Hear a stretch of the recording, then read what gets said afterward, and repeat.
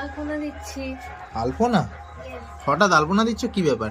আজকের পৌষ মাসের লাস্ট বৃহস্পতিবার না? ও তাই? আজকে লক্ষ্মী পূজা। তা এইটাই কি দিয়েছো শুধু, না আর কোথায় দিয়েছো? আরো দিয়েছি। কোথায়?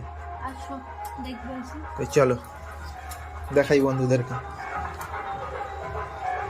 এই দিয়েছি, এটা একটা ঘরের সামনে।